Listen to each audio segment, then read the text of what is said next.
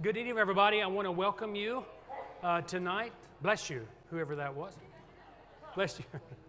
I want to welcome you tonight to the second session of the Summer Institute. We can bring the music down, guys, there.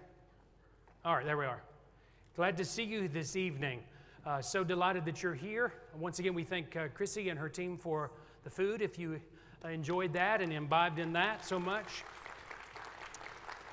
And if you are joining us, you weren't here last week, but you are here tonight for the first time. So glad you are. I'm Kip Laxson. I'm the senior pastor here at Asbury, and this is the Summer Institute of Religious Studies. I have a special guest that's with us tonight. This is Sia Newman. Sia, we're doing this on behalf of the ones we welcome from the online viewers as well, and questions. I'll try to repeat every question that I'm asked so that they can get it, or we'll use a microphone. This is Sia Newman. She is Cradle Greek Orthodox and is joining us tonight. Her home church is the Cathedral downtown. And Sia, you are a practicing attorney. That's correct, in town. I won't say any more about that. That's not why you're here. And I've gotten to know her of late, and just delighted that you're with us.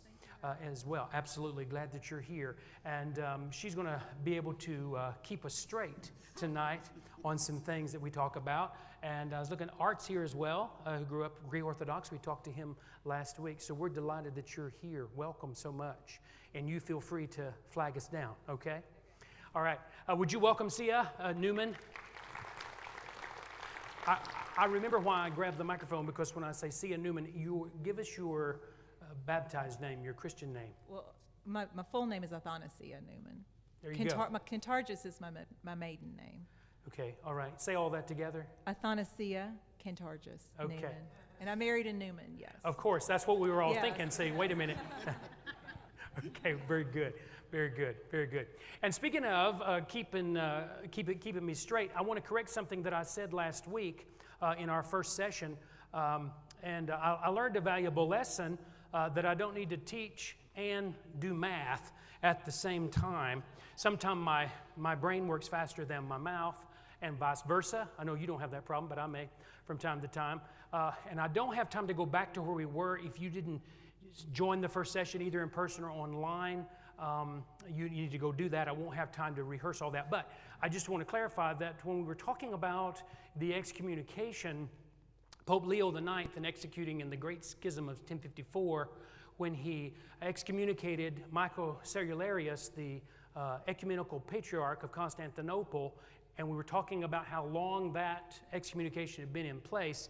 It isn't 3,075 years. I'm surprised somebody didn't say, wait, what? And you pause, and so I could do the math. It actually is 967. So what I did was I added 2021 and 1052 rather than subtracting it. See what I'm talking about?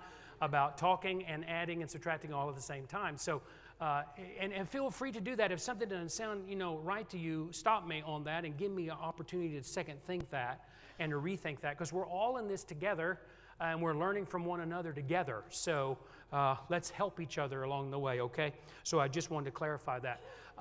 Three things I want to do tonight in this second session. And some of you have been asking me lots of questions about things about doctrine. We're going to get to that a lot next week. Last week and this week, I'm kind of laying the groundwork for what we're going to finish up with through the rest of the session. Several of you have also, some of you have emailed me about why is it that the Greek Orthodox Bible itself has all the books we have, but has lots of other books as well. Where did those books come from? Why are they included in their Bible and not in the Protestant Bible in a sense? And we're going to talk all about that next week. So hold your horses. We're going to get to all of that because I know it's a lot of information to digest. Here's what I want to do tonight. First, we're going to look at the issue of icons, iconography. You cannot fully appreciate or understand the Eastern Orthodox tradition without understanding icons. And they're not just pictures, right? See, they're not just pictures. Well, what are they and what role do they play? And I'm not being melodramatic when I say that they actually went to war, went to battle over the issue of icons in ancient Eastern Orthodoxy. So that's the first thing we're going to do. The second thing is I want to address three common misconceptions or stereotypes that Christians in the West have about Eastern Orthodoxy. Three common stereotypes that people in America, and particularly Protestant areas of Europe, Roman Catholic countries, have about Eastern Orthodoxy. We're going to do that. And then we're going to conclude tonight with a little controversy. Controversy is always fun, right? A controversy that is developed between John Wesley, the founder of the Methodist movement and the United Methodist Church, and a Greek Orthodox bishop by the name of Erasmus. And that controversy is ongoing, and I think you'll find the soap opera involved in that quite interesting, so we'll get to that. So that's a little taste of what we're going to do tonight, and I hope it engages you and challenges you. So let's have a word of prayer, and then we'll get started. We pause from the busy week that we find ourselves at the middle of, and we ask God that you would be with us in what we do. We thank you that you, O God, are universal in your presence. You do not identify with any particular label. And yet all of your people, in all of its beautiful tapestry that makes up Christianity, both ancient and modern, you bear witness to your beauty in the world. And so we ask that you would engage us and help us and lead us as we continue to seek to expand our mind and thoughts and appreciation of such ancient traditions that have given shape and form to who we are today, even in ways that we didn't know or don't know or can't fully comprehend. Thank you for every person here tonight, both in person and those that are joining us online. I ask God that you will work through us that we might understand greater truth. In Christ's name we pray. Amen. Okay, so we begin tonight with icons. And in order to talk about icons, we have to also talk about iconoclasm, which we will get to. And this is in the Byzantine period. Now, I want to give us a historical context, which is something I want to try to do each Wednesday, kind of block out of these four walls all that we've been through today or through the week and what we got to do tomorrow, and let's just zero in for a moment. I shared this map with you last week of the Byzantine Empire in that particular era, which gave rise to what we today know as Eastern Orthodoxy, or that Eastern Orthodoxy flourished in the Byzantine period.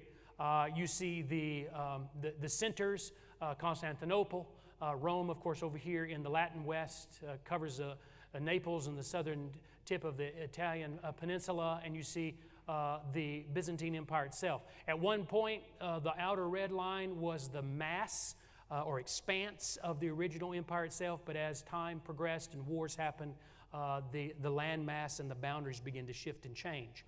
It was in this era of the empire about 1020 where you see kind of the lighter color. It looks kind of purple to me, maybe lavender to you, the lighter color, and in the red portions, the deep red portions, where icons flourished as a part of early Orthodox expression of faith.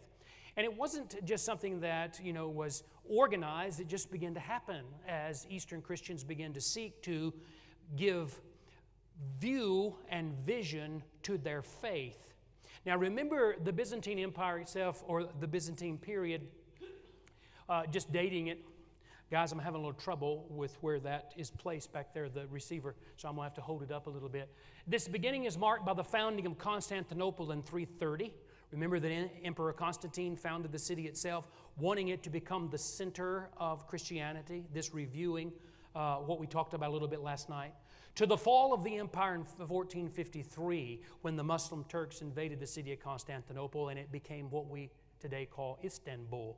Eastern Christians still refer to Constantinople in their writings and in their references because of its historic significance in the development of their faith. So that is the Byzantine period. Across the course of those 1,123 years and beyond, that development within Eastern Orthodoxy centered around the development of icons or iconography. And it became a part of who they were as Christian people, as it is still today. So let me ask you a question. The obvious question perhaps is, what is an icon? Now, somebody who did some of the reading would put that in your own words. What is an icon? What would you say an icon is? Speaking now from in the Eastern context of Orthodoxy.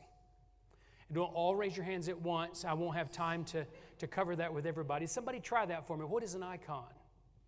Yes? Could that compare to the Catholic saints? No. though that analogy kind of breaks down, and that becomes one of the stereotypes that we'll talk about in a moment ago, or in a little while, rather. We didn't talk about that already, did we? No. We're going to talk about that in just a little bit. Somebody try to define an icon for me. A graphic depiction of an event or a person is your answer. I saw another hand. Yes? A representation of a person or event. We're getting closer to that as well. Yes? A person revered. Okay. All right. Good. Good. Others? The way you would define an icon? How it would function? Okay. These are all very, very clear ways of stating that. Would those be accurate? Would you say? That's what you would have said. Good job then there. Okay.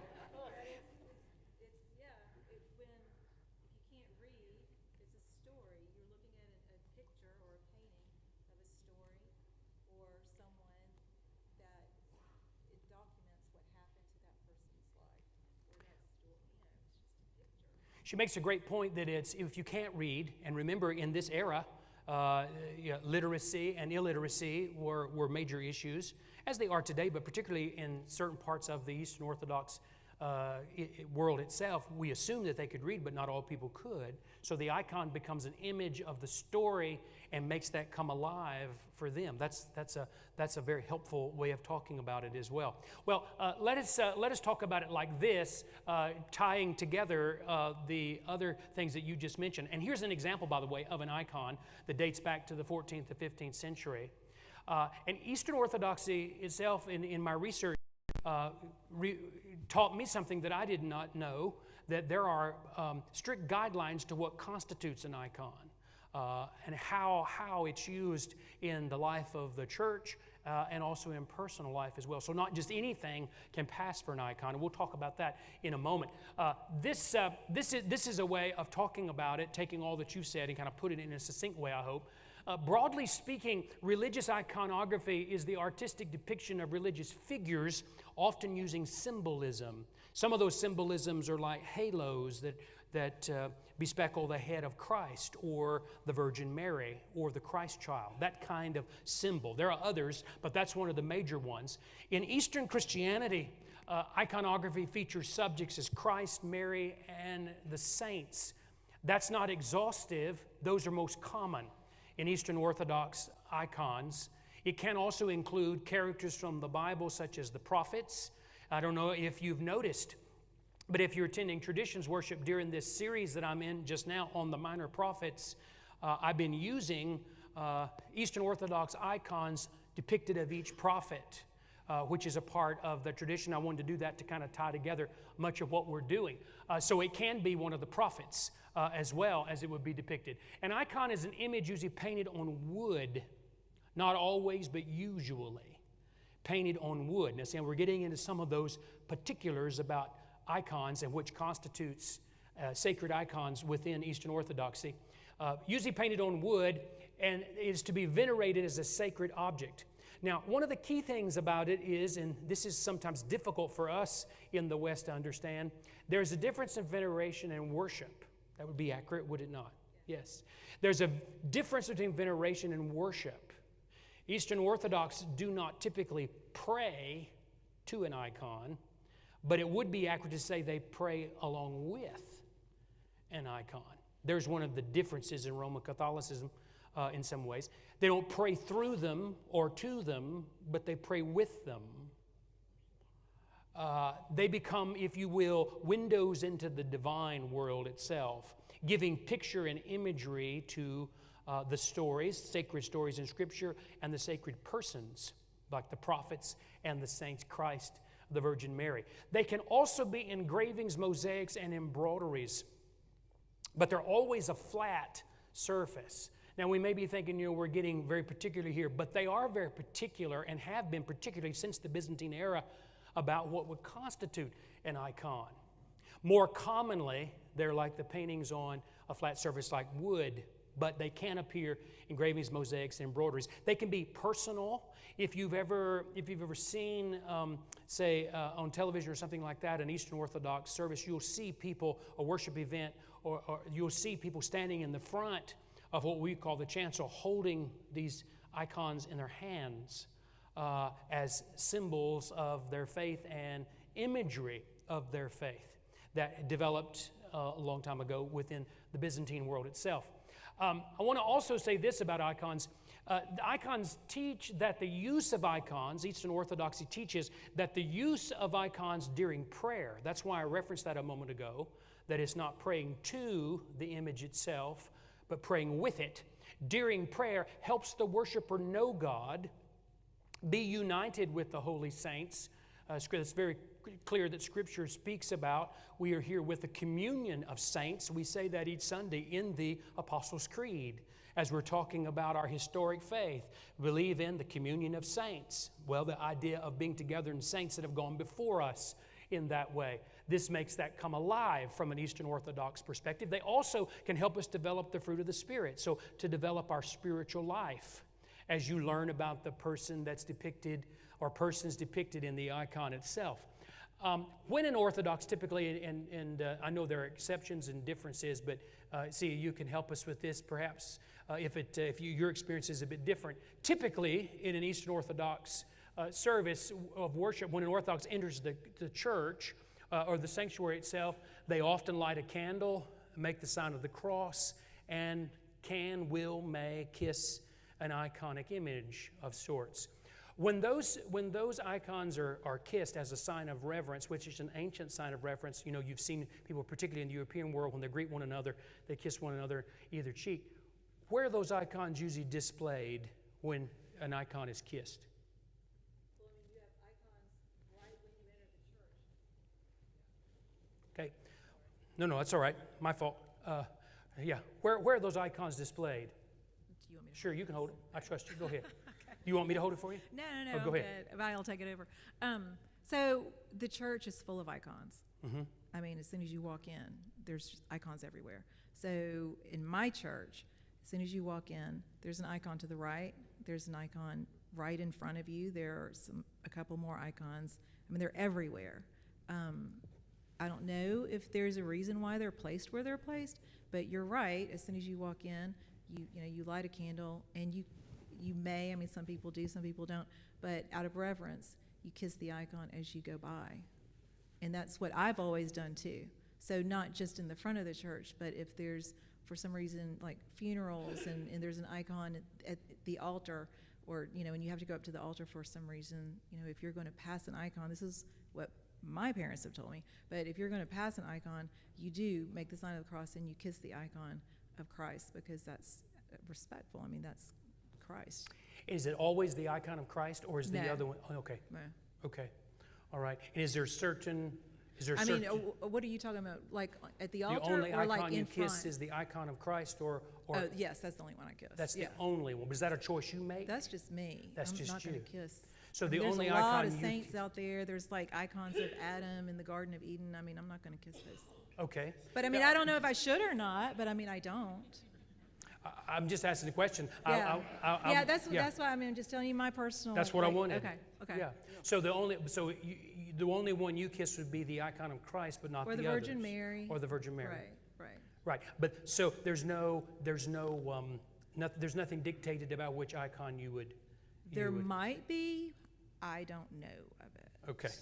Now remember, I'm not a convert. I grew up in this church, so it could just be my mom said this is what you do, and I do, you know. But We don't have that problem. Is you're not a Methodist? Yeah. We don't. no. So I mean, I don't want everybody thinking, oh, this is what the Greek Orthodox people believe. It's just what I do. Okay. And what she bears witness to is the diversity within itself. Nothing prescribed. There's certain ways of doing things, and sometimes it's something that's been passed on to us. Okay. Good. That's very helpful. Thank you. Thank you so much. And I'll come back to you. Anybody have a question about that itself? So she makes a decision to kiss, to venerate the icon of Christ and no others, but somebody else could do something else that speaks to them.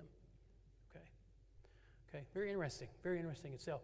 The church sanctuary will often, as she said, all over, and you've seen those perhaps, and we'll look at some of those in a moment, will often contain many other holy icons, as they are called, as they refer to the icons itself as holy. One thing about Mary, the saints, about Christ, and many of the others, in my understanding and in my research, Christ as an adult, or the Christ child and the Mary, are usually the only ones identified with the halo or some type of brightness above them within the picture.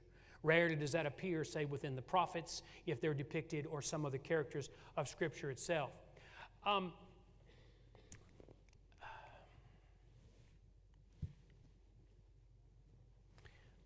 right, there we go. They also, and I want to see if you identify with this, they also have icons at home, in their homes as well. So it's not just something in the sanctuary, but it's also something in their homes. And the place where the icons are kept are typically in a place of family prayer. Is that accurate to your experience? Okay. All right. Yes, please. Please. Oh my gosh. This is why we're here. Well, I'm sorry. But so you do have some people in their houses, they have a place where all their icons are and they pray. In my house, I mean, we don't have that. I have an icon in my kitchen because we're always in the kitchen. And it's a reminder. I see it every day, and I think it's a wonderful place to put an icon because that's where everyone is going to see it. And it's not like hidden away in some little closet somewhere. It's out in the open. To be visible. Exactly. Okay. So there's a freedom to place it where you want, per se, but this is typical here. Right. Okay. All right. Well, typically, and I appreciate that, I can see the image of the family, gathering in the kitchen, and there it is. What is an icon of? Do you mind sharing? I think I told you it's the one of the saint looking at Alexander the Great's body, and basically depicting that we're all human. It's one of the a saint looking at of Alexander the Great, the bones, his body, which depicts that we're mere mortals. Okay, that we're just mere mortals, and there's something more beyond this world, that there's an afterlife beyond this world. Okay, very good, very nice. Thank you.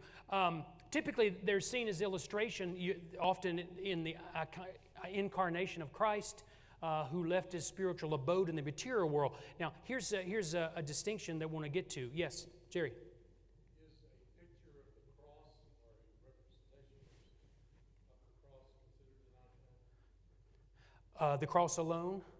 Is the cross alone considered an icon? Could it be an icon? There are crosses in icons, for sure. Often in the background you'll see them, or Christ on the cross can be an icon as well. Yes. Yes, it can be used in a variety of ways. I think you're just meaning the cross alone itself. Or a picture of it, okay. Yes, I've seen those. They usually be more ornate, something around it, something with it. Different imagery with it as well. The devout also believe that an icon is a window into heaven. I referred to that a moment ago. And their veneration passes straight to heaven, where it is received by the person depicted in the icon. Now, something important to note here. From a theological point of view, Eastern Orthodox iconography, and that is a field of study, by the way, and I found an interesting thing. You might want to look this up. You can just Google it. There are, within the Eastern Orthodox world, not what we would call museums, but really not. They are places in which ancient icons are stored and kept. People can go view them, but can't, of course, take them. And they may, of course, be dated, very ancient, and, of course, very valuable in that sense. This idea is at the center of iconography, and here's what I wanted to drive at. Icons are seen as an illustration of the incarnation of Christ, who left the spiritual world and came to the material abode. The icon that she referenced a moment ago that she keeps in her kitchen is an important one for her because it bespeaks that there's more to this material world. Now, we need to be real clear. It is not Eastern Orthodox understanding that the icon becomes incarnate, but is a testimony to the incarnation of Christ. In other words, let me put that as simply as I can. In the same way that Christ became human in the material world, Icons give us a connection from the material world to the spiritual world. That be accurate to say? Yes. Okay. And so because they are in the material world, Christ was as well. Jesus of Nazareth walked this earth in human flesh, gave us the very face of God in divine form, died and rose to new life. That all happened in the material world. And in that material world, icons of their materiality remind us of divinity. Got it? So it becomes an existential sense of the divine. It's a connection to the divine. And I think that's one of the reasons many people have misunderstood it. Pastor Robert was sharing with me the other day, you have that mic there, and he was sharing with me the other day about an experience he had with a man before he came here to Asbury. He has in his office, and has, as long as I've known him, some Eastern Orthodox icons. Tell us about them, where you got them, and also your experience, if you would. Yeah, I have 2 icons, and they're Russian Orthodox. One of Jesus, and this is the one of Jesus, and you're welcome to look at them afterwards, and one of Mary. And I also have this cross, and when I was at another congregation, a gentleman came up to me and said, why do you have Jesus on that cross? We're Easter people. Jesus is off the cross. And I said, well, I took a trip to Russia to do some stuff, and we went to church at a Russian Orthodox church, and I got these, and it's been a reminder to me that sometimes we do suffer. And so even though we are Easter people, there are times that we're reminded of the suffering of Christ as well, and that's important too. And so it was a fun moment to be able to have an interaction. But he was quite bothered that I had that cross with Jesus still on it in the office. I guess that's not very common in our world of United Methodism and that branch of Protestants. So. Yeah, and you had an opportunity to educate him a little bit about icons and what they were. Yeah, we had a great came conversation, so it ended up being a nice talking point. What do you think he assumed it was? Well, who knows? I think maybe that he was curious about maybe my agenda for having that kind of cross in the office, or trying to figure out what I believed about that, since it was different. You know how that goes, and just to have that conversation of having that different experience and being able to worship in that different experience, and to be reminded of that in my office. And Mary's my favorite of the icons because she said yes. And sometimes we don't understand why we're doing something, and it's nice to be able to look up every now and then and see the icon of Mary and go, okay, she said yes. Sometimes we got to say yes. Thank you, Robert. Yeah. And I'm sure he had a stereotype 2 idea, which we'll come to in a moment, that because it was there with Jesus on the cross, that it was a Roman Catholic. He never made the connection with Orthodoxy itself. Would you pass that cross to Jerry right there? And that would illustrate and demonstrate for him. Yeah, I didn't forget your question. Yeah, there you are. There you are. Yes, yes.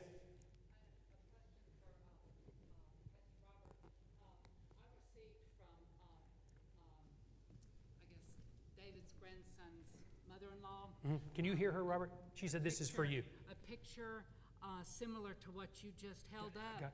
I got you. Go ahead. Okay. Go ahead. A picture to what you just held up from, because she is Russian Orthodox, and are all pictures like what Pastor Robert has considered icons, or would it just be like a gift? I mean, I did not consider that a sacred object when I received it, and she didn't tell me anything about it.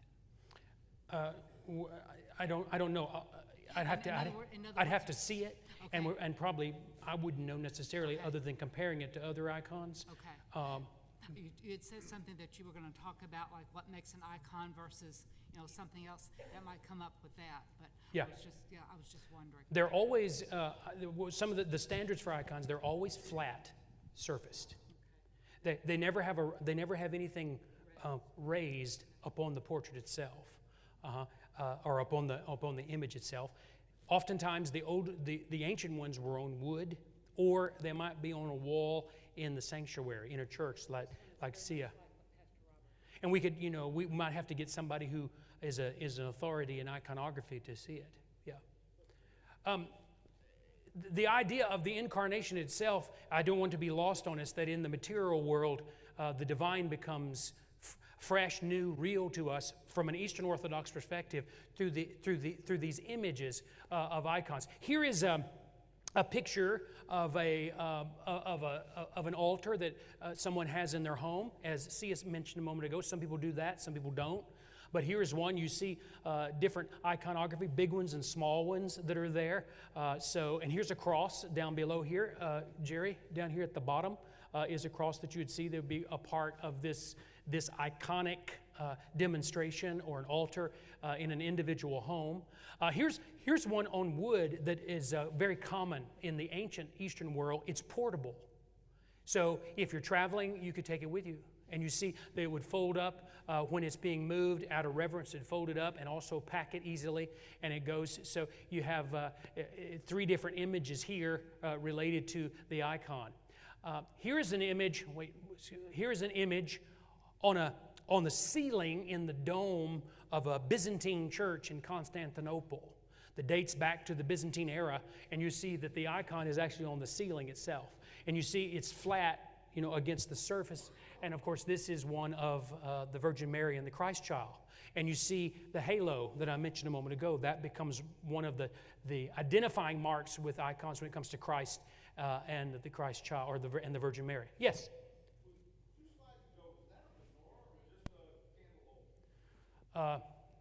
Backing up right here. Yeah, the candle holder.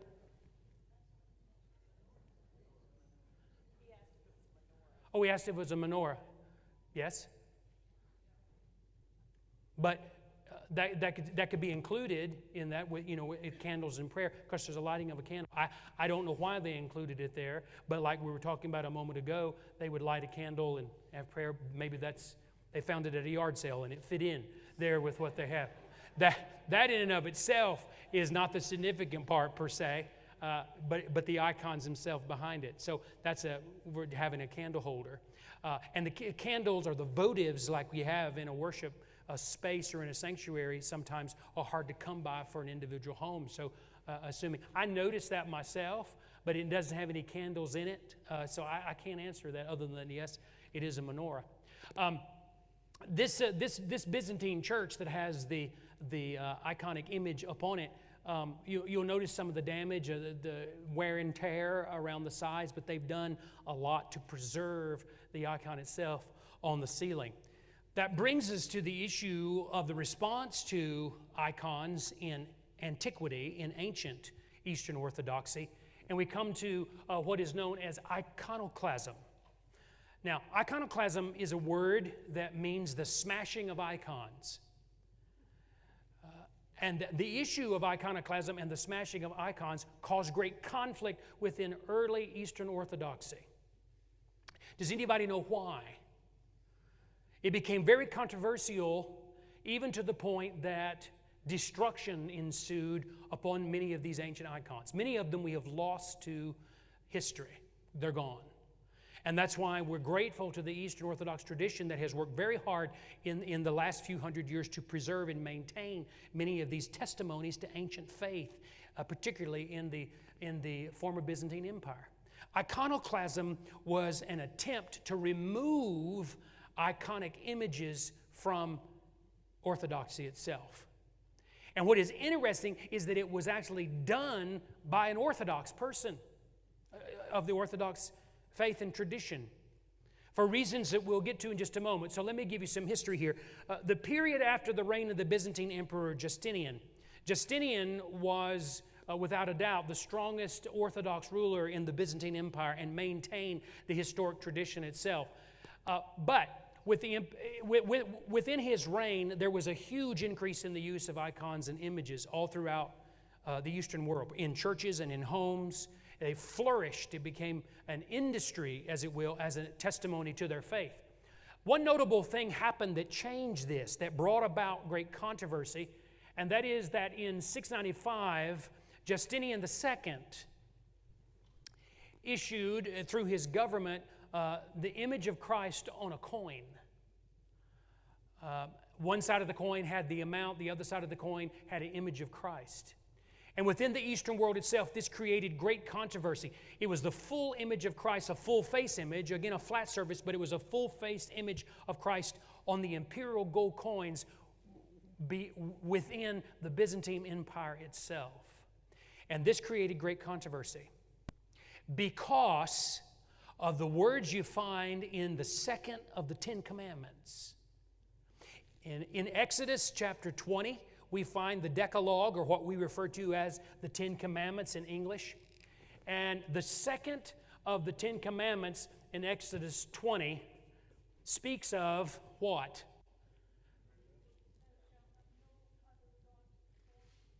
Thou shalt not make unto thee any graven images. Now, interestingly, the Hebrew word, Justinian may or may not have known this. This was, of course, in the Greek world at the time, and I'm not insulting him or assuming he doesn't. But the Hebrew word here for graven image means an idol. Remember now, the ancient Hebrews at this time were battling pagan idolatry. The Baal, the idols of Baal, and a whole host of other idols that were built to the sun, the moon, the stars, the rain, the thunder, sickness, disease, death, life, marriage, sex, everything else in between. There were hundreds of idols throughout the Hebrew world at the time that they were having to stand against, as it were. And of course, much of the Old Testament is the battle between idolatry and monotheism. And as I've been preaching and teaching you in the minor prophets, many of the minor prophets rose up to speak against the idolatry that was adopted by Hebrew people, thinking that would bring them luck. These were idols, or statues, if you will. Well, Emperor Justinian II used this scripture in Exodus 20 to call for a ban on the use of icons. But icons themselves, and here's where the controversy lies, are not statues. They do not have anything raised on the image. It's a flat surface, and insisted that it be so. But the statues themselves do not comport to the icons, but he interpreted this passage, seeking to be a faithful Bible Christian, if you will, interpreted this passage to say that this is idolatry. So, based upon his understanding of that, he issued a government order in a series of edicts between 726 and 730 against the veneration of images. So Justinian and those who followed in his wake not only banned the use of imagery, icons, but also banned the use in the spiritual life. No longer could they use them in their prayer life. No longer could they use them in their homes. No longer could they keep them. Have them in their possession. Churches were not allowed to display them. So many of them were plastered over and removed. Some of them were actually torn down and destroyed and replaced with nothing or something other than an icon itself. These edicts that were issued in 726 and 730 centered around a conflict that was created by the political and economic division in the Byzantine society. It's interesting that iconoclasm generally was supported by the non-Greek speaking people within the Byzantine Empire. And the Greeks in Constantinople sought to preserve it and sustain it. Even the Orthodox peoples in the Balkan and Italian provinces strongly opposed iconoclasm. And if it weren't for them, and I'm not being melodramatic when I say this, if it were not for them, many of the icons that date back to the Eastern Orthodox a period of beginning, as we note it, from 330 in Constantinople, we wouldn't have them today. So great wars broke out between the peoples within the Byzantine Empire about where they stood. Now at the center of this is the answer, or one of the answers, probably most scholars recognize this is the primary answer, as to why the Emperor Justinian II took this action. Once this coin created such great controversy, and then later these edicts that banned the use of icons, is this statement right here. By the non-Greek Greek peoples of the empire who had frequently to deal with the raids from Muslims. The rise of Islam in the Byzantine Empire challenged the rulers of the Byzantine Empire who sought to make peace with Muslims. Now remember, it would not be till 1453 that Constantinople would ultimately fall to the Turks. And it's interesting that in 1453, when the Muslims invaded the city of Constantinople, they either tore down churches, burned them to the ground, desecrated them, or forced them to remove iconic imagery from their sanctuaries. Some of the ancient Byzantine churches were claimed by the Muslims and turned into mosques, and therefore any kind of Christian imagery would have been removed. Because Muslims, as you know, from their perspective of faith, avoid any kind of imagery. It is inappropriate for a Muslim to draw a picture of Muhammad or Allah. And that's a battle still going on in Middle Eastern portions of our world.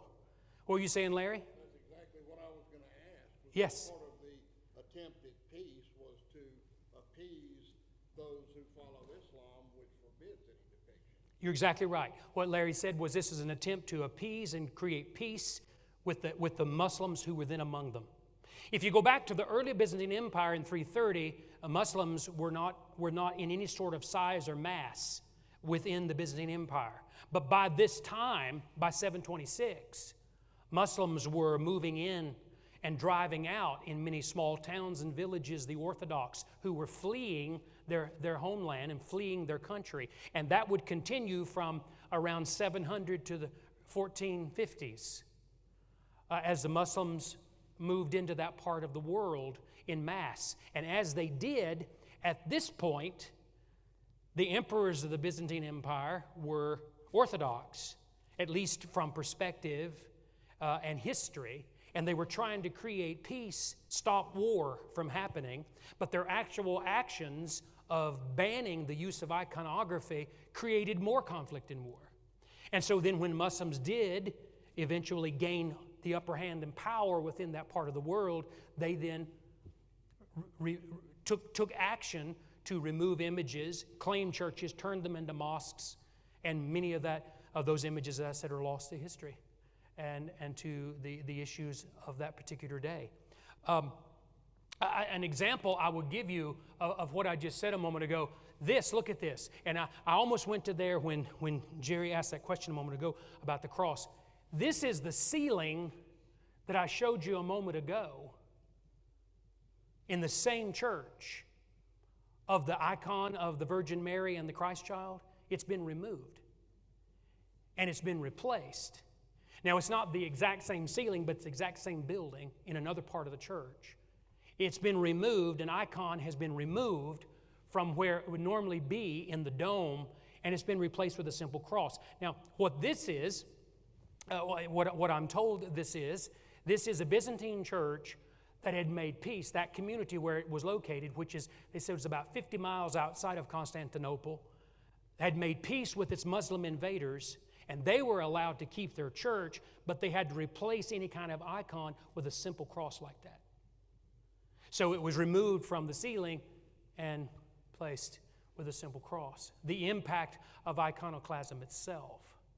And as I mentioned a moment ago, it was with the Orthodox Christians within the Greek-speaking world, the Balkans and the Italian peninsula, that was a part of the Orthodox communion itself then and in much of ways now, that maintained and preserved icons as we know them. And of course, over time, between then and now, there have been surges of iconoclasm. And we've seen that as it's worked its way through wars in Afghanistan and Iraq and Iran, places like that. The Iranian Revolution in '79 had a great impact upon Orthodox Christians living in Iran at the time, forced to remove images, churches burned, and concepts, icons of Christ had to be removed.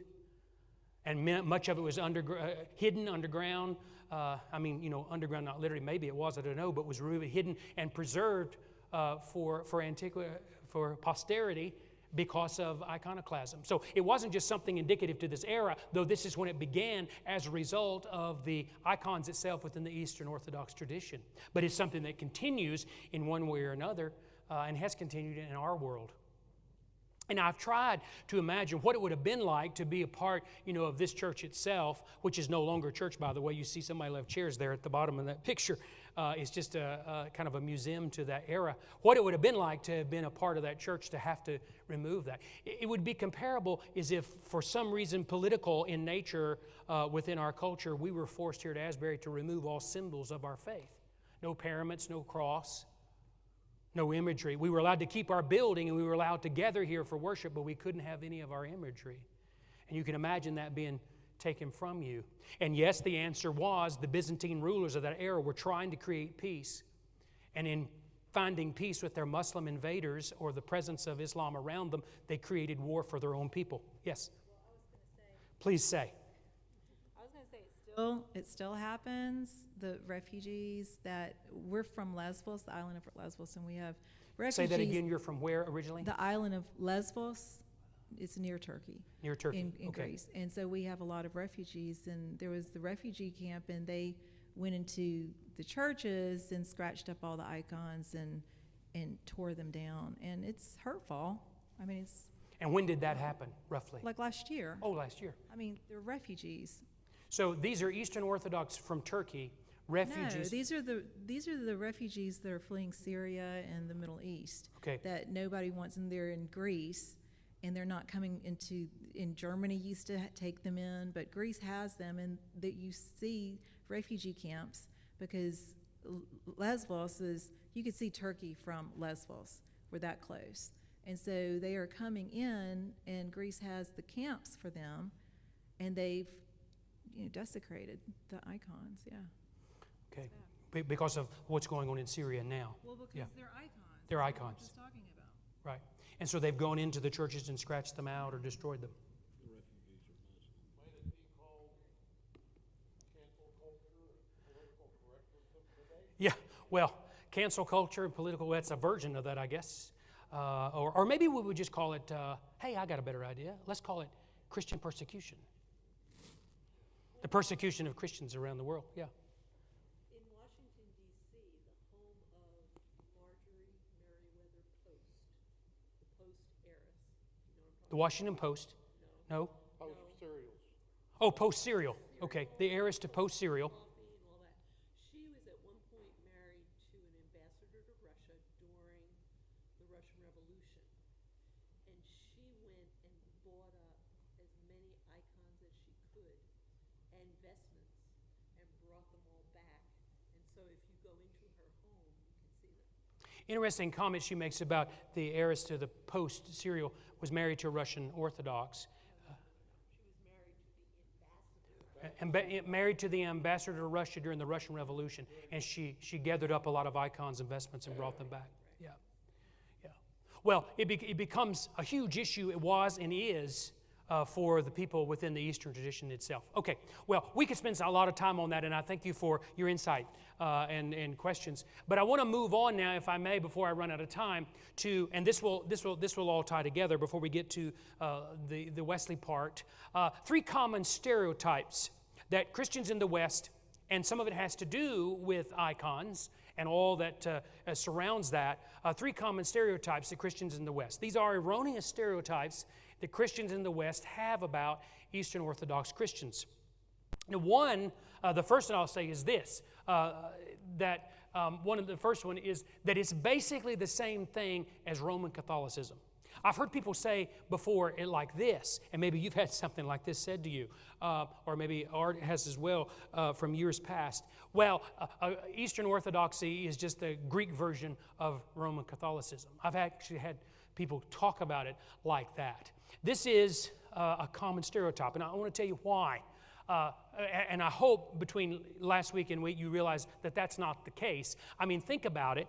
You go back to what we talked about last week. The whole issue of the Great Schism of 1054, one of the catalysts for that schism was the whole idea of the papacy, the Roman Catholic papacy, that one person cannot speak for all of Christendom.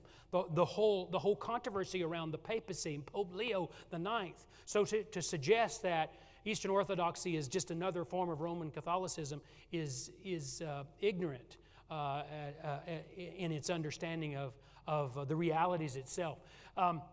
one of the reasons this manifests itself as a erroneous stereotype is that Protestant Christianity, and I speak as one, often manifests little awareness or appreciation for the vastness and the richness of church history. I continue to be amazed, and I'm not being critical, I'm just stating a fact. And pardon me for a moment if this is my soapbox and I preach on it. Because I continue to be amazed. Twice a year here at Asbury, for the last 12 years, I host a Methodist history and heritage class in the spring and in the fall, and I continue to be amazed at people who, born and raised in the Methodist Church, who know absolutely nothing about our history. And they find it amazing and fresh and new, and they know absolutely nothing. In Protestant America, pews are filled every Sunday by people who could tell you very little about the history and the tradition that they are a part of. And I want to tell you something, that's not your fault.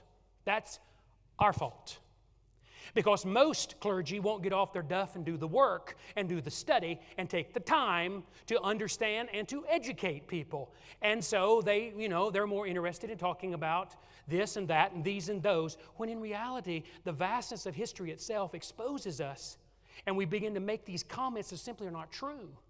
And Protestant Christianity, particularly in America, is woefully lacking in its history and understanding of Christian history itself, and it's got to stop, because we cannot learn from history if we know nothing about it. And the history itself teaches us about not only who we are, but where we're going and where we need to be. And that's why I do a class like this, because I believe you want to know. You wouldn't be here if you didn't want to know. And I have great confidence in laypersons. They want to know if they're given the opportunity to know and to learn and to grow and to discover. So I take that responsibility and I pass that to my colleagues and say, do your job and teach people about who we are and what we're about, so that when conflicts and crises happen in the world, we have a frame of reference about who we are and what we're about. God help us. The whole idea of ignorance manifests itself in so many ways. And that's why these stereotypes emerge and bubble to the surface that are simply not true. Well, enough of that. Roman Catholicism and Eastern Orthodoxy, another reason this is a stereotype, Roman Catholicism and Eastern Orthodoxy deal with some of the same topics and talk about some of the same issues, but they come at it from a different perspective. I'll give you an example. Both Roman Catholicism, as Protestants as well, but more pronounced among Roman Catholics and Eastern Orthodox, they talk about the Virgin Mary. But the way Roman Catholics understand the Virgin Mary and the way Orthodox understand the Virgin Mary is vastly different. That is one of the things we will talk about in great detail next week. So they use the same language and some of the same imagery, but they're talking about it in a completely different way. And there again is a lack of information on people's part and understanding on people's part of what that's like. Another reason I think this stereotype continues to have traction, particularly in the West, is that because you take a picture of, say, the Pope Francis, and you take a picture of, pick one of the patriarchs, and they tend to dress in similar ways in their vestments and the way, but if you look closely, they're different. They're different for a reason. These are ancient forms of being a part of the life of the church, and to simply take a casual glance and say, well, the Pope wears that thing on his head and the patriarch wears that thing on his head, so they must be the same. And that's stuff you hear in our world and in our culture because of a lack of understanding. Another stereotype I think that is important to identify is that Eastern Orthodoxy is often said, and this takes us a little deeper, to have assimilated pagan thought in the Greek world. Now, this is a great debate among people about how much of the pagan Greek thought in the world. Remember the map that I showed you? Athens, the center of mythology in the ancient Greek world. Here's a reality that we have to recognize, and I think it's an important one. It is undeniably true that the early leaders of Eastern Orthodoxy, now I'm talking about in the Eastern Orthodox, the ancient Eastern Orthodox world, during antiquity were intimately acquainted with the Greek culture around them, with its mythologies, with its stories, with its culture. They were intimately, because that was the world they grew up in. That was their milieu. That was the way they grew up. That's the way their life developed. However, they were highly critical of that pagan culture. And to think that Greek Orthodoxy or Eastern Orthodoxy is more attuned to pagan Greek mythology than it is Christian understanding is a mistake. And that's often assumed by Western Christians because of the iconic imagery that's on the ceilings and the domes. People take a glance at it and say, well, who is that? That's Zeus and that's Apollo? No, it's not. That's one of the saints and one of the prophets. But again, they haven't checked it out. And among some of the sharpest critics, these are people born, raised, grown in the Eastern world, in that pagan culture itself. Some of the sharpest critics against that are here listed. Some of the leading greats within Eastern Orthodoxy itself. St. Basil, the Great, St. Gregory of Nyssa, St. Gregory of Nazianzen, known as Gregory the Theologian. These writings are available to us in this world. One of the resources that I mentioned to you last week, this Eastern Orthodox Theology, a contemporary reader. This is an anthology of many of the ones mentioned here and many, many more about what they had to say about their faith, what they had to say about the culture around them. So that's a stereotype that is not accurate, that it somehow is simulated to Greek thought. Another one, the third and the final one that I'll mention as far as stereotypes go in the Western world when it comes to Eastern Orthodoxy is that it's a relic of the past, that it's an ossified relic of the past. Sadly, I have actually read some Protestant theologians and historians reference a slight that way. They don't come out and say it quite that way, but as you're reading what they're talking about and what they're sharing, they are suggesting that this is something way in the past. It doesn't have much relevance to our day and to our time, that it's some type of ossified relic in the past. And here's something that I want to say before, let me back up for a minute on the two. And this is what impresses me about Eastern Orthodoxy, and I'm talking about the whole of it now, that there is a remarkable unity that marks the entire Orthodox communion.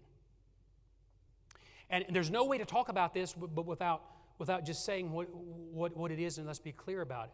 Where it is common in our Western world for a church of any name whatever, of its Protestant varieties, to become conflicted with one another, and a part of that church break off and go start another one, that doesn't happen within the Orthodox communion itself. There is a remarkable unity within the tradition. And that unity is not a uniformity, because the diversity, you think, remember the Orthodox we listed from Russia to Serbia to Ukraine to Romania to Greece to the cultural differences, but there's a remarkable unity. And I'm impressed by that unity. I just confess to you that without apology. And that unity in and of itself testifies to what? Vitality and life. It is not a relic. There's something vital and lifeful about it. The second thing that I backed up on is that within Western Christianity, we have become used to a situation in which leaders and theologians feel free to reject tenets of the ancient faith that are expressed in our ancient creeds, whether you're talking about the Apostles' Creed or the Nicene Creed. And that's a common thing within our progressive Western world. But that's not something that happens within the Orthodox community. Now, that's not to say they don't debate. They do. They don't discuss, of course. They differ in how they interpret certain things. But that unity of itself keeps it alive and vibrant from my perspective. Differences that I was alluding to a moment ago have not led to divisions within the Orthodox churches and have not undercut the overall doctrinal unanimity within the Orthodox communion, which is amazing in of itself. And because of that, and I could list many other examples, but because of that, it just isn't fair to suggest that it is something of the past. All this stuff of the past, these old churches and imageries and all that, there's a life and vitality that has moved with it down through the ages. One of the reasons, I think, is because of that unity of its faith in the midst of its diversity. And when things don't go their way, they don't pack up their toys and go down the road and do something else. We are a product of our American invention. And in their world, remember, the majority of them live behind what we used to call the Iron Curtain. Not all, but the majority, based upon the Pew research that we shared last week. So there's a sense of doctrinal unity within Orthodoxy itself, which I think bears witness to its life and vitality. Now, any comments or questions about these stereotypes? And there are others we could mention, and maybe some that you've heard that I haven't mentioned, but these are the three big ones that often plague us in the Western world when it comes to Eastern Orthodoxy itself. Any others? Any questions, comments about that? All right. Well, and you have some in a minute, and I'll come back to you. Have we had any online questions you'd like to share? No. Okay. Someone did point out that the menorah actually had 7 candles, so it was not a menorah. Menorah has 8 candles. Nancy Meeks, thank you for that. Well, and thank you, Nancy. But the reason I was one of the reasons I was nodding because I looked at Sia and she was looking at that, and so. But do you know what that was then? No, that's not a part of your tradition. Okay. Okay. Yeah. So she looked it up. She said it was 8. 8 nights. And that one had 7. Is that right? These are the menorah wars at Asbury. Well, I've got Google. I'll look it up. Let's save that for another summer institute, okay? Okay, y'all work out what's going on with the menorah when we do one on Judaism, but I really would like to stay with Orthodoxy if we could for a moment, okay? But I appreciate that. Okay, yes. Thank you. You do want to say, yes. Well, this Please. has nothing to do, nothing about menorahs. But what I wanted to say about how Orthodoxy has stayed the same over the years is Please. what's so beautiful about it, what I think, is that no matter where I go, if it's in Birmingham or Greece or, wherever other country, Italy, I've been to some in Italy, you walk into an Orthodox church and it's the same. And so regardless of what's going on in your life and how crazy things are, it is so wonderful to go into a place that you feel like you're at home in, regardless of where you actually are. And it is very comforting to know that it's always there for you. And it's like a security blanket when I walk into a church. Anywhere I walk into an Orthodox church is the same. So that's all I wanted to say about that. No, I appreciate it. Hold the mic for just a minute. Let me ask you this question. How do you, if you go, because as I look at pictures, unless it says it at the bottom, I may not know. Sometimes I can tell, but sometimes I can't. Well, if you walk into a Russian Orthodox church versus, say, a Greek Orthodox church, how do you tell the difference? Well, orthodoxy is orthodoxy. So, Right. But would the I guess my question, let me push this just further. Would icons in a Russian Orthodox church be different than icons in a Greek Orthodox church? I would not think so. You would not think so? Well, no. I mean, you can put up icons. I mean, they may have icons that we don't have in our church, but it's not like they have different icons and we don't use those icons. And you see what I'm saying? I do see what you're saying. I guess that's what icons are icons, I guess. Icons are icons. Okay, and they would be universal throughout Orthodoxy. Yeah, my sisters. And vestments, though vestments might vary, the way priests dress in certain. Well, I think those are for. I don't know. I think those are for just different feast days. They have different vestments for different feast days. And again, I'm not the religious expert, and but I do know that there's a reason why maybe the priest's vestments is, he's wearing white today because it's a feast day of something, or it could be something else. And so I can't get into that. But I do know there's always a reason for everything that's been done, but it's been happening for thousands of years. And that's what I meant to say, is that it's just refreshing, which is weird because it's something old, but it's refreshing to know that there's always something that doesn't just change with the times. Thank you. Can I ask her a question? Sure, ask her. That sense of security that you feel, that you mentioned in Italy or Greece or here, you would feel that not just in Greek Orthodox churches, but in any Orthodox church. Right, it's more of, and I would feel it here too. I mean, I'm not saying that I don't feel that, but it's just that when you walk into an Orthodox church, we were talking about earlier before this started, you have the incense, you have the icons, you have the stained glass, windows. They're all, you talked about this last week, is that they're built the same. They have the dome. So it's what's expected. You walk in and it just takes you back to something that you know, and that's something that you love. Which is important in a changing world and shifting culture. Yeah. The stability. Thank you. I appreciate your perspective on that very much. Let's turn to this, last but not least, a little fun part that I mentioned to you a moment ago about Westing and Erasmus. And here's the question I'm going to get to that drives this. Think about this now, all that we've learned. Now let's come to this. Did a Greek Orthodox bishop consecrate John Wesley, the founder of the Methodist Church, the Methodist movement? did a Greek Orthodox bishop consecrate John Wesley as a bishop. Now, a little context. I know most of you know this, if not all of you, but a little context. John Wesley, 1700s, is an Anglican priest. He begins a movement called Methodism, which was a renewal movement within the Anglican Church, the Church of England. He desired not to be anything else. He did not try to start a new denomination. That would not happen until after he died. He refused to allow Methodists to break away from the Anglican communion, from the Church of England itself.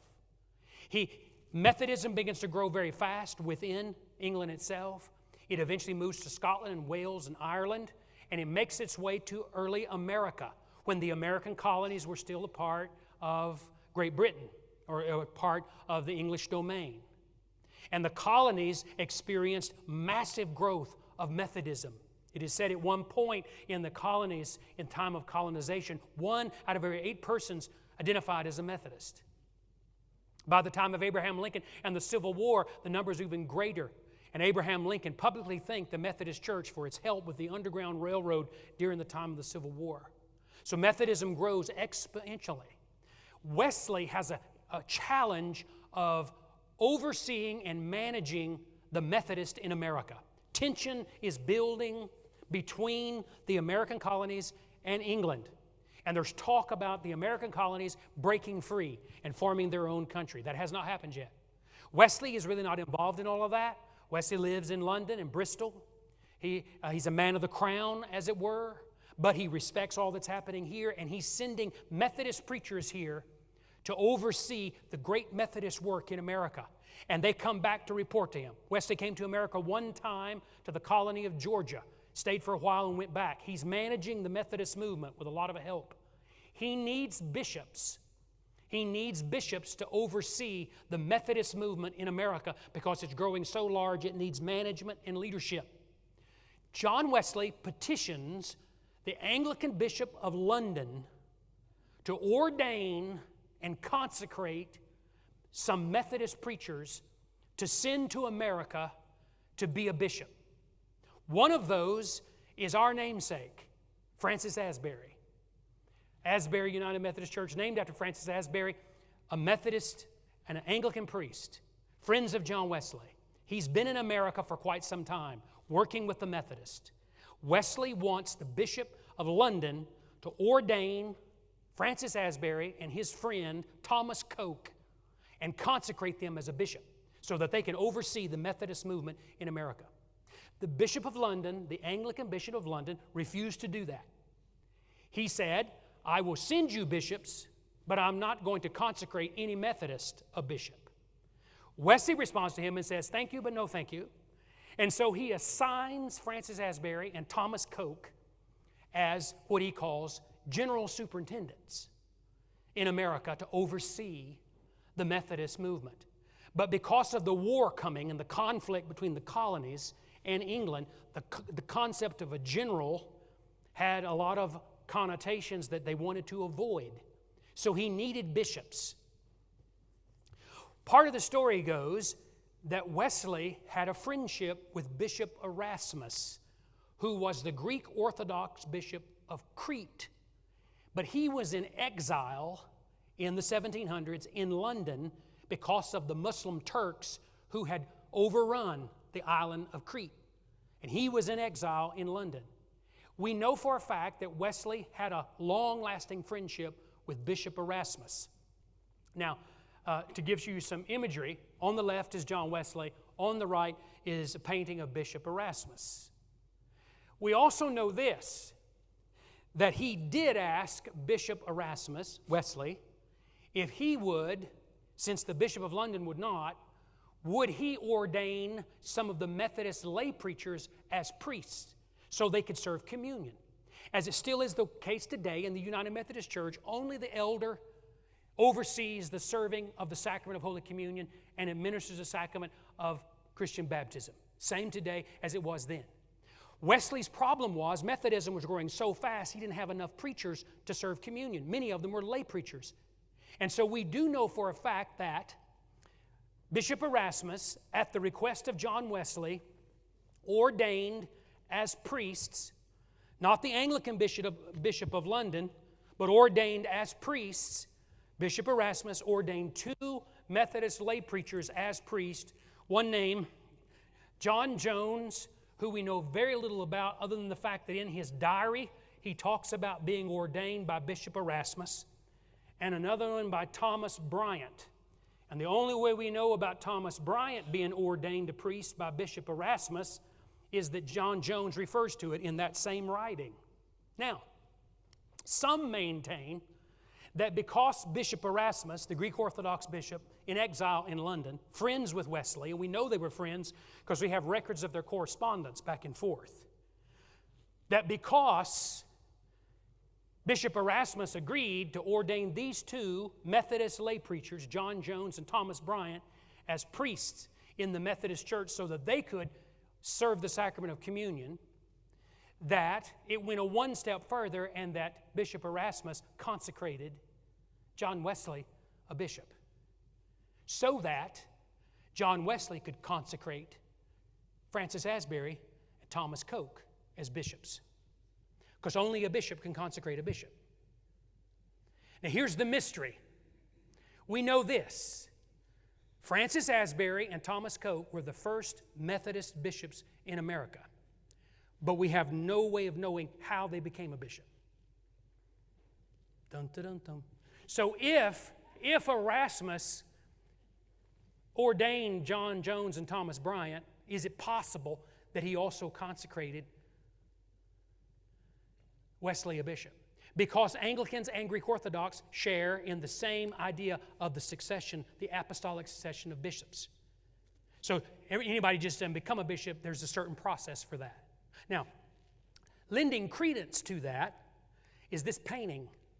Very unclear, as you can see there, very old. It's a painting, that's the clearest picture I could really find of it. Some others that were kind of a drawing of itself. Is a painting that was done by a man named, by an unnamed man, in a sense, that we don't know, that dates back sometime in the late 1700s. And this is a painting depicting Bishop Erasmus consecrating John Wesley a bishop as Francis Asbury and Thomas Coke are watching. Though Francis Asbury and Thomas Coke never spoke of it. And it's really unclear where this painting came from and how and why it was painted.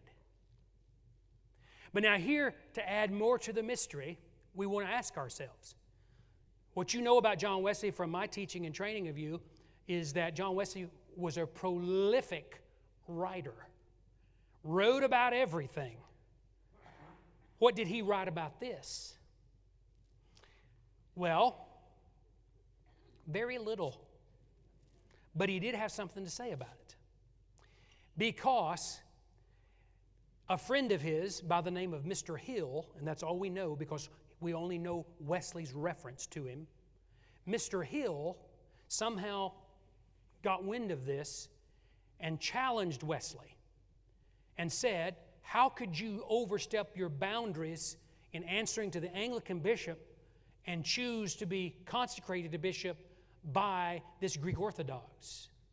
You've preached and taught us to remain faithful to the Anglican communion while being Methodist. How could you do that?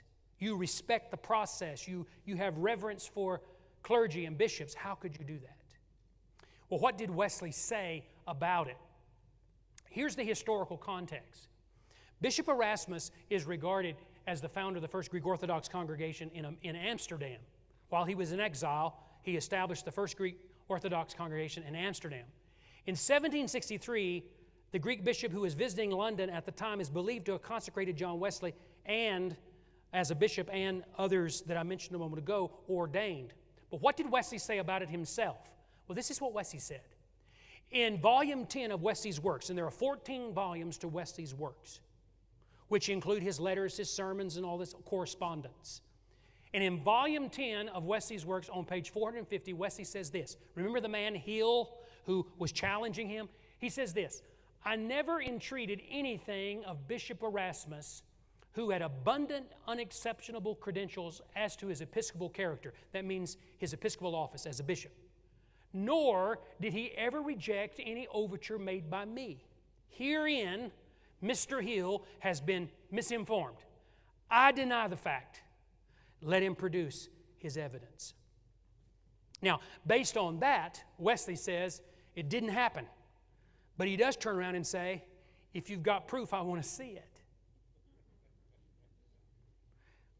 And Wesley was adept in his prowess when it came to many, many things, and was inventive in many ways, and was able to get things done when he had great opposition. I'm not accusing him of obfuscation. I'm not suggesting he's telling a falsehood. I do find it interesting, though, that he says, I deny the fact, let him produce his evidence. He could be saying, prove it. Can't be true. He denies it. And outside of that, there's no record of it. The reality is, though, that Asbury and Thomas Coke were ordained and consecrated as bishops, the first Methodist bishops in America, and they were not done so by an Anglican bishop. They were done so by John Wesley, who took it upon himself when the Anglican Bishop of London would not do it to consecrate them as bishops. First calling them general superintendents, but when that became politically problematic, they changed the term to bishop, and Francis Asbury and Thomas Coke become the first bishops of the Methodist movement in America. Who knows? But it is interesting. Yes? Other than the Anglican bishop in London and Erasmus in London, were there any other bishops in London? There would have been, you're talking about that might have possibly consecrated him? No. No. No. No. No. The Lutheran, my understanding is that at the time the Lutheran Church had a bishop there, but Wesley and he were not friends or compatriots. His strongest relationship outside of the Anglican Church was with Bishop Erasmus. And when he refers here to, he never rejected an overture made by me, there is some evidence to show that Erasmus generated some financial support to the Methodist movement itself through many of his Orthodox congregants and friends, because they weren't receiving necessary funding to build some hospitals, some orphanages that they needed to build from the Anglican Church itself. Because in this era and time, Wesley was still in conflict with a lot of what was happening within the Anglican Church. Later would change, but who knows? Who knows? And your lawyer mind is turning. I see it turning. I see it turning, trying to figure it out.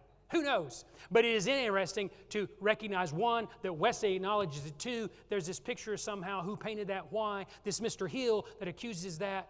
Others that we know were ordained priests, not bishops, by Erasmus, because he couldn't get it done by the Bishop of London. So who knows exactly what he did? I personally, you want to know what I think? I personally think he wouldn't have done that. And here's why. I think Wesley would not have gone that far. He was willing to push the envelope because he had so much support and respect within the Anglican community itself. I don't think he would have done that. And according to Greek Orthodox protocol, it takes 2 bishops to consecrate a bishop. But these were unusual circumstances because Bishop Erasmus was in political asylum or was in exile. So who knows?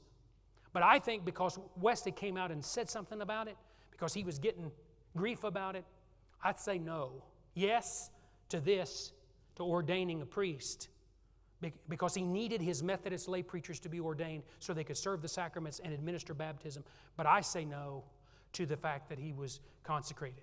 Then was Francis Asbury illegitimately consecrated a bishop? That would be for another time and place.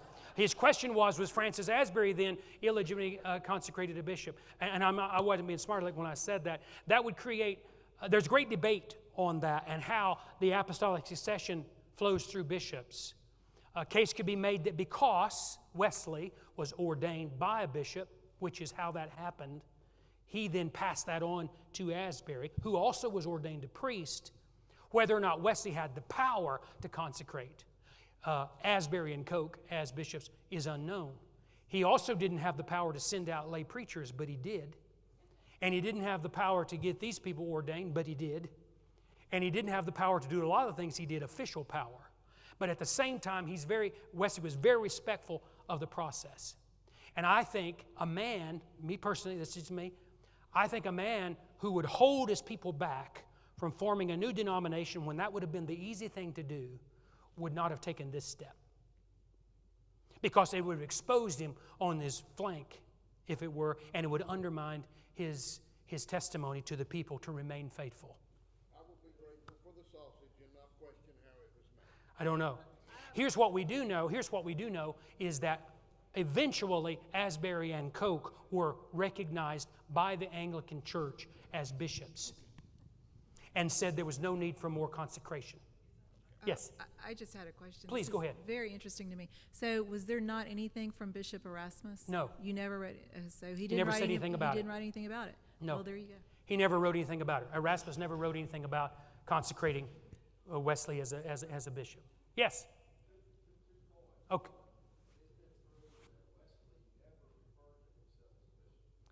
It is true that Wesley never, he said, is it true that Wesley never referred to himself as a bishop? Yes, that is true.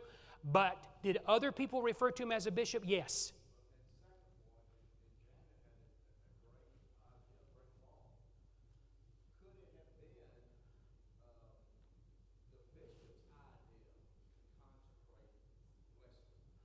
It could have been. Could it have been Bishop Erasmus's idea to consecrate? But yes, it could have. There is not. What I've shown you is the record. And we have it from Wesley's side, and we have it from the diary of John Jones.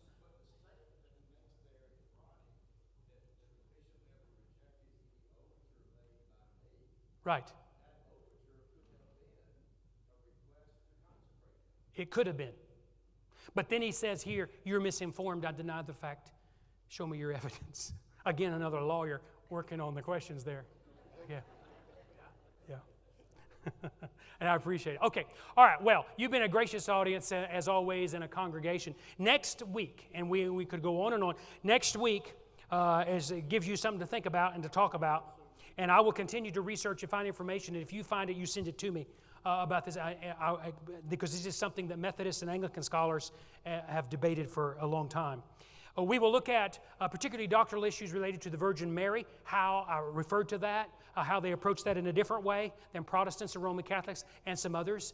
And we will then turn our attention to some of the sacred scriptures that are a part of their canon, their holy canon, versus those books we see in the Bible that we most commonly use as Protestants in the United Methodist Church. God go with us until we meet again. Hold us in the hollow of your hand. Continue to challenge us in our faith. We give you thanks in Christ's name. Amen. I'll see you next week, Sunday in church, or next Wednesday night right here.